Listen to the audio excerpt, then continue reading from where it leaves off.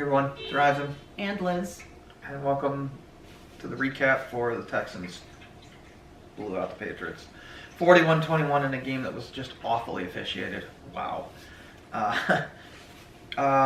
First PI call against Mapu was probably the worst PI call I have ever seen. Because it literally Was not PI. Yeah, it's just by definition it's not PI. All contact within 5 yards is legal. And it was within 5 yards, and the receiver he's covering didn't get the ball thrown to. Yeah, it was thrown to the back corner of the end zone. Yeah, not so the goal line. I mean, are they saying that Stroud missed the throw by 10 yards? I have no idea. And even if he did, which he didn't, he was throwing to the other receiver in the back corner. It's still within 5 yards. Like I don't know. Even the broadcasters were like, we're very confused about the call. Very confused. Yeah. Because it didn't make any sense. I mean, they had like a minute discussion, and then I was like, okay, they got to pick this up, right? And then they don't. Why do you discuss things if you're not going to pick things up? I just don't understand. So that was the first bad one. I really think there should be some sort of official in the booth that just replays, like, guys, that's obviously not PI. Like pick that up. But they're never going to take my advice, apparently. Nope. They had another one that was questionable PI. That one's a little bit better because at least they did bump into each other. I guess. Fine, and then there was the there's a missed face mask, egregious one. There was a missed roughing call when Drake May got strip sacked. Full body that was on him. The only thing I can think of is maybe because he was fumbling, it doesn't count. But I remember Chris Jones getting flagged anyway for it. Like, I'm not crazy, right? Like, that happened where Chris Jones strip sacked a guy, but because he landed on him, it didn't matter. It was roughing anyway. It was his whole body weight. Yeah, so I don't think the fumble matters. I don't think so either. So, I don't know. That was weird. That shouldn't have stood. There were other calls that were terrible. There basically was no call. Oh, there was the touchdown run that wasn't a touchdown run. At the towards the end of the game. They said the guy crossed the plane when he didn't. He stepped out of bounds and the ball was like half a yard before crossing the plane. So that was weird. And they replayed it and still upheld it, which was bizarre. Like, his heel was clearly out of bounds. Why do you have replay if you're still going to get it wrong? I just... That play reminds me so vividly of that Broncos game a few years ago where the guy's like foot was on the line, but his like ankle was out. That's what this reminded me of. I mean, it doesn't matter because they were so far behind, but yeah. I mean, you should get these calls right. Yeah, this officiating was very bad. Probably the worst I've seen all year by a lot, and it only went in one direction, which was bizarre. Usually there's at least some bad calls favoring the other team, and there wasn't. They didn't even do a makeup call in this game. No. Which is really strange. Usually they do that, right? If they make an egregious call, they usually do give a makeup call or something. And they didn't. It's bizarre. So the defense shit the bed today. Yeah, they were terrible. Well, let's not sugarcoat it. Including Gonzalez. He was not good. I'd have to go back and check the numbers, but Stephon Diggs had a good game today, and I think Gonzalez was mostly on him and did not do a good job. Yeah, the defense was very and they gave up 2 50-plus yard runs, which is bad. Just inexcusable. It's just bad. I mean, you have one breakdown, okay, you shouldn't have that, but fine. It happens. Even the special teams gave up a long punt return, which is just not excusable. True. I mean, they put Drake May in such a terrible situation, and he still performed as well as he did, which is insane considering special teams shit the bed today at times. Defense was terrible today, so they couldn't run the ball, and the run game was terrible. Right. Oh, yeah. So they had to start the center who they signed 3 days ago. Yeah, and then Lowe got hurt. The right guard got hurt. Yeah, it just the line. I don't understand the injuries either. This is not normal. It is not normal to get that many injuries on the line, so it has to be something with their technique. There has to be something that is causing it, that either their medical staff is missing something or their technique is so terrible they're getting injured. And that's got to be addressed. It has to be. And a lot of that has gone way downhill since Scarnecchia retired. So you look back to it, how different the line plays. You're not supposed to be on your 5th string tackle. You're just not. They don't have any guys left, I don't think. No, they don't. They're out. Leverett was the last guy left on the bench. Yeah. So they have literally no offensive linemen left. I guess Hunter Henry's going to have to play right guard if the guy I mean, it's going to get to a point where you're going to have to put a defensive lineman there. I know.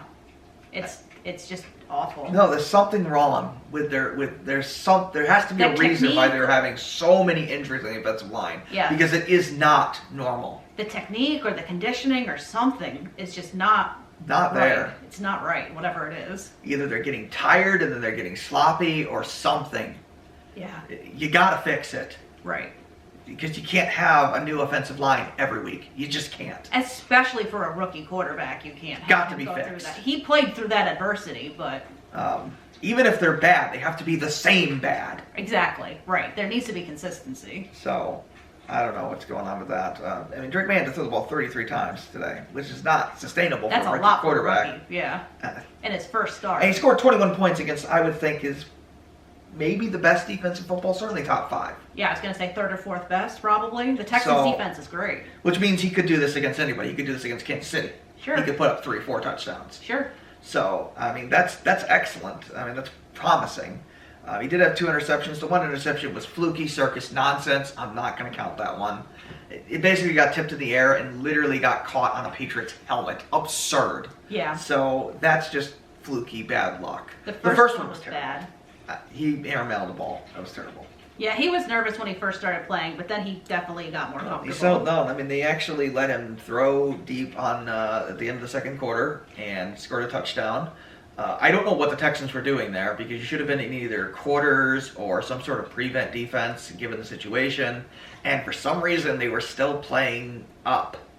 It's interesting because people pointed out on that play that he had somebody closer, but he just went for the long throw. Because you're already in field goal range. You kicked a 64-yarder. You don't need any more yards. You're at a 50 plus. You're like a 55-yarder right there. So. It was nice to see them be aggressive. Yes, I don't like the draw play they did at the beginning of the drive, but whatever. I get it. You're trying to fool them. But they were actually aggressive on the drive overall, so that was good. So it was a great throw to Boutte and a touchdown. Just bizarre defensive call. I guess they were assuming the Patriots would never throw deep, but got a different quarterback, guys. Yeah.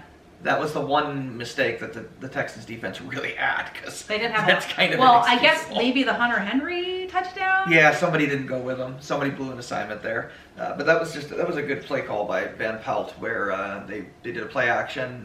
They thought Hunter Henry was blocking, so whoever was supposed to guard him clearly just started freelancing, thinking he wasn't running a route. Yeah. And he was. It was a block and release route, and he was wide open for a touchdown. And then Pops was later in the game. Yeah, that was off of a crossing slant, which was great. A crosser. Yeah. In the middle of the field, which was open pretty much all game, and hit him in stride this time for a touchdown. So 3 touchdown passes, really good. He did get sacked 4 times, but he got out of a lot of pressure. Had one really, really good run too in this game where he had a couple. juked a guy and got a first down on a 4th down play. He had a couple. He had a couple runs that were good. So already Drake May has more touchdowns than Jacoby does in 5 games. 6 games. 5 games. 5. Right, because this is week 6. This is week 6. That's not a good sign for how bad Jacoby actually was. Yeah, the last time they had 3 touchdowns was against the Steelers last year. Yeah, Cam Newton had one and Mac had one. Yeah. Zappy didn't throw 3. It was Mac, I think. No, it was Zappy in the Steelers game last year. Mm-hmm. Okay, maybe it was. It was a late game in the season. But, I mean, that's pretty good because most rookies don't throw 3 touchdowns in their first start. And this was not a joke opponent. No, it wasn't. This was one of the best teams in the league. In fact, I think it's the best team in the AFC. Yes, I think Houston's better than Kansas City. I know Kansas City's undefeated, but Kansas City's offense is bad. They both have good defenses. They both have good defenses, but the difference is Houston has good receivers. A top 5 offense. Very good. Even without Nico, they have a top 5 offense. Yeah. So, I'll be interested to see what happens when they play each other because I would guess Houston's going to cream them. Yeah, I still don't know why the Bills let Diggs go to the Texans. Yeah, I don't know what they were thinking. Whatever. Let's see, Douglas caught 92 yards, 6 receptions. He had an excellent game. Boutte was excellent. 3 receptions, 59 yards. I'm glad he made the team, and I'm glad they're using him.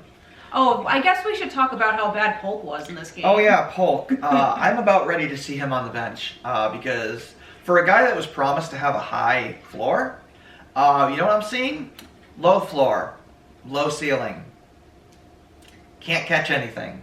Sure, he's open all the time. He's got wide open separation. Can't catch anything. Yeah, that doesn't do you any good if he can't catch the ball. I think Javon Baker needs to get on this field because it is clear to me that Polk is either thinking too much about catching or what, thinking about running after catches. Something is in his head, and he cannot catch anything. So I think you need to bench him for at least a half. You got to put Javon Baker out there just to see. You have to see what you got.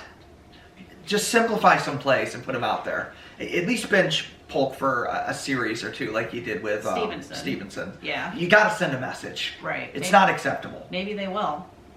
So, he's been terrible. Kendrick Bourne barely played, but I'm guessing he'll come back. Probably starting next week, he'll probably get a lot more snaps. I would think so, yeah. Hooper had a bad fumble in this game. Bad. No idea what he was doing. Bad fumble, yeah. Marcus Jones fumbled? I guess he fumbled on the sideline. Whatever. Fumbled out of bounds, who cares? Drake May had a fumble, but probably shouldn't have happened because it should have been a penalty on the previous play, and then that should have been a penalty too. Yeah. But whatever. He was hit all game. Jeez. No surprise, though. Mapu had a good game, had a really good play that led to an interception by Marcus Jones. And that's pretty much the only really great defensive play. Marcus Jones actually almost got a pick six on it. He had one guy to beat. Yeah. Touchdown saving tackle, but overall, actually a promising performance by Drake May. Like really, I'm actually optimistic that they're going to be significantly better with. They scored 3 touchdowns. That means a lot. It means a hell of a lot, and this was a good team defensively. Like they're about to go play a much worse team defensively in the Jaguars next week. Who, if they play like this offensively. They should be. They're going to be the ones with 40 points. Right, they should beat the Jaguars. They should beat the Jaguars. I would think they should. The Jaguars are one of the worst teams in the league. They're crumbling and collapsing. Yeah, it's not all Trevor Lawrence's fault, but their defense is terrible. And the rest of their offense sucks. So that will be a fun game, because it's in London on Sunday. Yeah, it's going to be a weird time, but you can win that game. Doesn't mean they will win that game, but they can win that game. It's definitely winnable, yes, I agree. And I would expect them to win. But yeah, gotta fix this defense. I know there's a lot of injuries, but it's starting to feel like a lot of this was Belichick getting this defense to play way above their level at this point. Oh, absolutely. Think about how they played last year. Because there's been a noticeable regression, and with this kind of offense, that cannot happen. Yeah. Because even with Drake May, their offense is just going to get to average, or maybe a little above average. That's going to take time, though. And you need a better defense than below average yeah. to win games. So, but whatever, because they really can't rebuild the defense, too. They got to rebuild the offense, because they need, linemen. Yeah, part of the problems on defense, too, is they have a lot of injuries right now. I mean, there's that really, really good receiver that everybody wants them to pick. But they need a good line for anything like that. As well.